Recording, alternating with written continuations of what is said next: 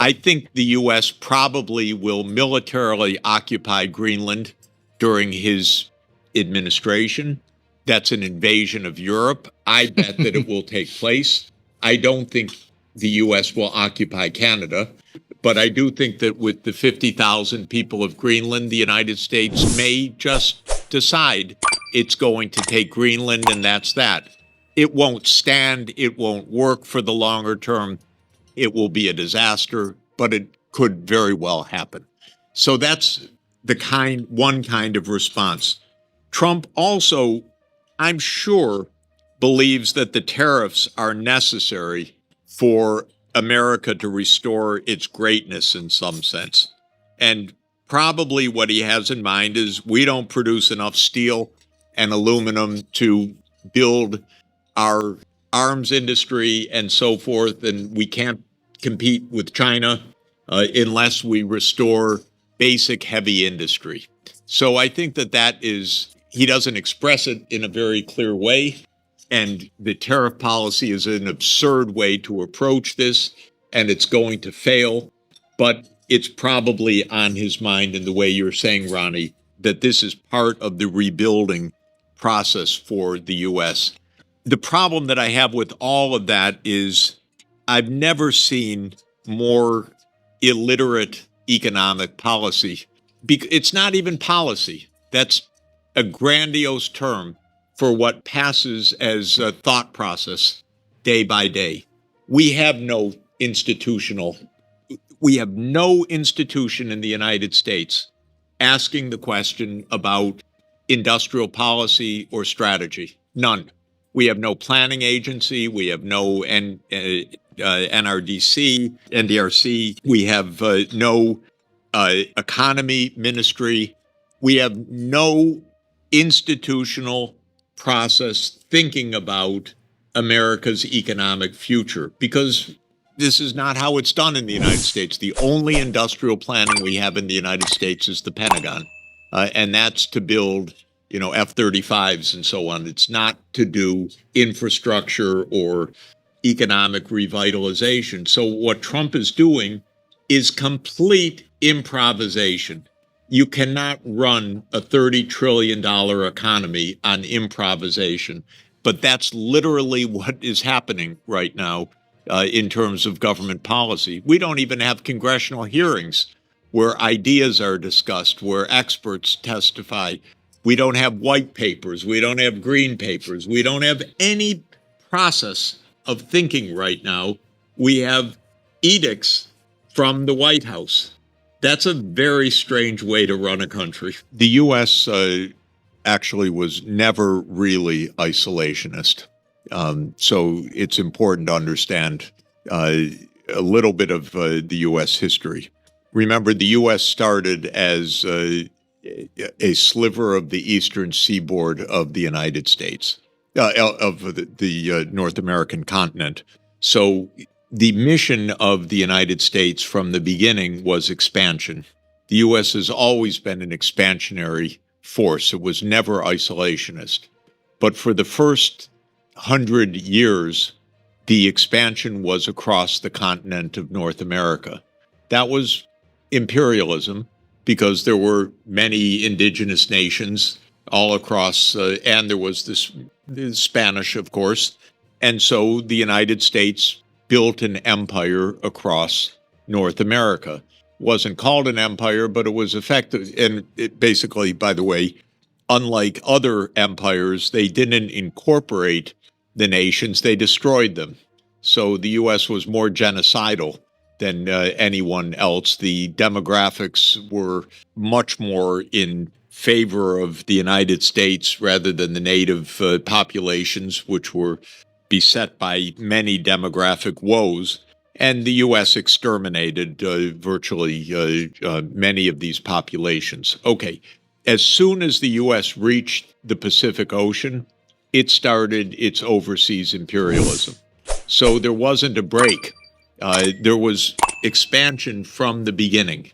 And as soon as we usually put the date 1890 as the end of reaching the Pacific, then came toppling Hawaii and beginning the empire in Hawaii. Then in 1898, on completely hokey circumstances, weapons of mass destruction in Havana Bay, we went to war with Spain because they said Cuba is just ripe for dropping into the American empire, and we took Cuba and Puerto Rico and the Philippines. So that was the beginning of the American empire overseas. So I don't think that the U.S. was ever isolationist. In the 1920s, by the way, the Senate rejected America's membership in the League of Nations. And sometimes historians say that was American isolationism, but that was actually the opposite of isolationism. The opposition of Henry Cabot Lodge, who led the Senate revolt against the League of Nations, was that it would limit American discretion. We are an empire, and we will not be beholden to an international institution. So Henry Cabot Lodge was an imperialist who opposed the League of Nations because it called for international co-responsibility, and he didn't want that. He wanted American right of maneuver. After World War II, Roosevelt had a much more collective security vision, but we became the security state. And as I explained, our foreign policy was definitely interventionist, but usually in regime change operations and many wars of choice. So the U.S. is not isolationist, but it didn't take on European powers until the 20th century, when it had become the biggest economy. And until several weeks ago, it didn't acknowledge any limits to its power. Now, the question that we're asking is, given that Trump has acknowledged the limits of American power vis-a-vis Russia, will he do the same vis-a-vis China? I think the answer is probably yes.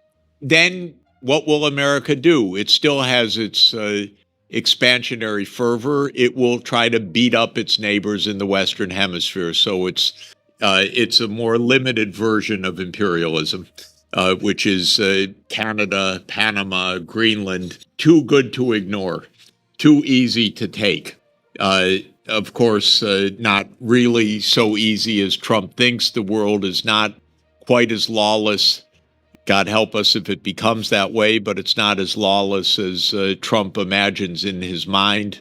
This is not a real estate play in Midtown New York. This is the real thing, and Canada's not going down quietly. And my student, Mark Carney, who's now Prime Minister of Canada, said today, no, Canada remains Canada. Don't even think about it. And I believe him, and I think he's going to probably remain prime minister also in view of the upcoming psychological warfare that's going to come. So can America learn to play by the rules? That's a good question. This rule-based order only liked the rules that America made. And now the question is, can America play by rules that others make or that are made in a shared way? This is what we really need. We need a functional United Nations.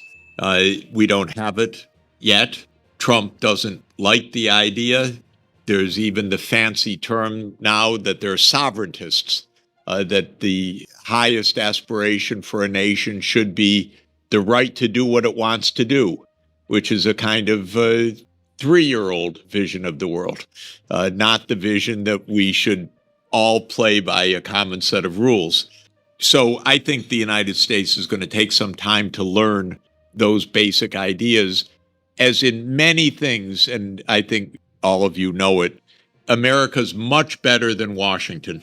If you go to Middle America, these are not the views of Middle America. Middle America supports the UN 70% in most surveys. Middle America does not want wars.